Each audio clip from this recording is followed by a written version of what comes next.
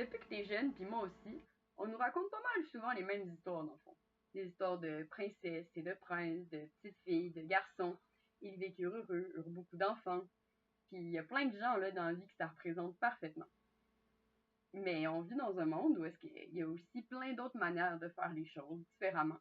Puis il y a plein de mots pour les comprendre. C'est pour ça d'ailleurs qu'on a besoin d'un acronyme comme LGBTQ+. Là, je te vois te demander, c'est quoi un acronyme? Un acronyme, dans le fond, c'est un mot où chaque lettre du mot en représente un autre. Je vais te donner un exemple. Quand tu étais petit, tu allais au CPE. Ça, c'était le centre de la petite enfance. Des fois, sûrement que tu entends parler tes parents de TPS ou de TVQ. Fais-toi-en pas, l'identité de genre, c'est pas mal moins compliqué que faire ses impôts. Mais, avant de s'intéresser à l'acronyme, on va commencer par différencier certains concepts. Le premier, c'est le sexe biologique. Ça, c'est celui qui t'a été assigné à la naissance.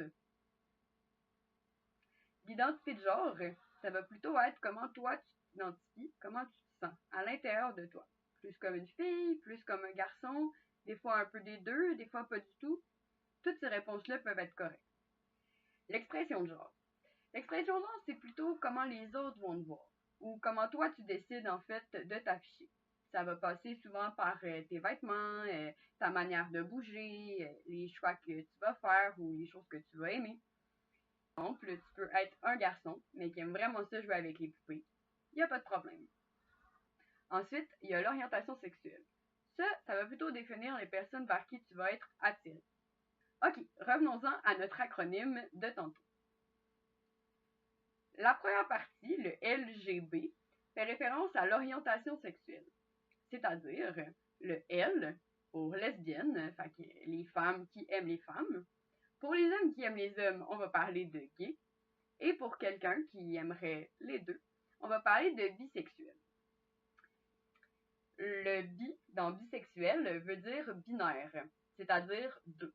Parce que pendant vraiment longtemps, on a cru que des sexes, il y en avait juste deux, le féminin et le masculin.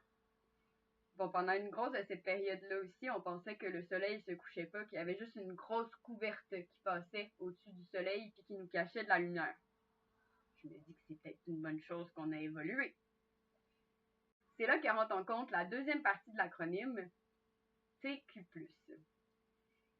T, c'est pour transgenre. Une personne transgenre, c'est quelqu'un que son sexe biologique et le sexe auquel il s'identifie n'est pas le même. Il y a des personnes trans qui vont passer par des chirurgies esthétiques ou des chirurgies hormonales et d'autres non. Ça, c'est leur choix, ça leur appartient. Q pour queer. Queer, en fait, c'est un terme qui peut englober plein de réalités. C'est une manière de mettre dans le même panier un peu toutes les choses floues. C'est-à-dire, par exemple, les personnes non-binaires, comme on parlait tantôt, qui se sentent ni homme ni femme, ou les personnes fluides, qui se sentent parfois un, parfois l'autre. Ils peuvent tous et toutes s'identifier comme étant des personnes queer. Non. Le plus, lui, est là pour nous rappeler qu'il existe de plus en plus d'identités différentes, puis qu'on va continuer d'avoir des nouveaux mots pour parler de ces choses-là, et que c'est une bonne chose, et que c'est important d'en parler. Pourquoi c'est important? Les mots qu'on utilise, ils peuvent vraiment changer des choses, surtout chez les personnes qui vivent déjà du rejet, de la discrimination, comme c'est souvent le cas encore pour les gens de la communauté LGBTQ+. Mais aussi juste parce qu'on veut qu'ils soient bien.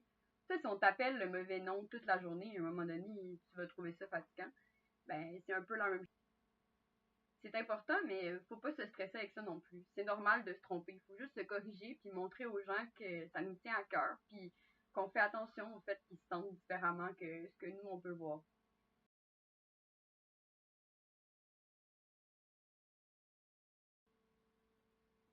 Je vais te mettre les mots, puis les lettres. Je vais te demander de les associer. Je te donne quelques secondes pour y penser. T'as-tu fini?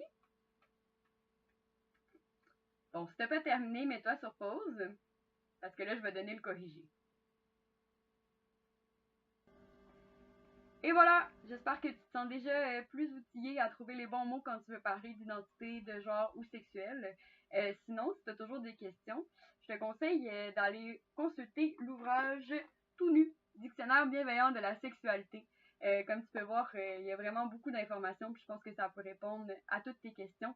Sinon, ben, je te conseille de visiter le site internet juste ici, qui est celui d'un organisme Interligne qui offre des services en tout genre et qui peut te donner encore.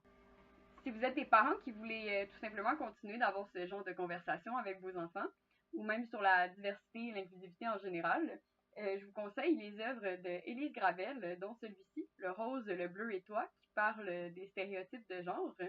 Ou sinon, je vous conseille d'aller consulter le site de la coalition Famille LGBTQ+, qui fait un travail vraiment extraordinaire auprès des familles partout au Québec. Donc voilà, à bientôt, j'espère que vous n'êtes pas trop cassé le coco.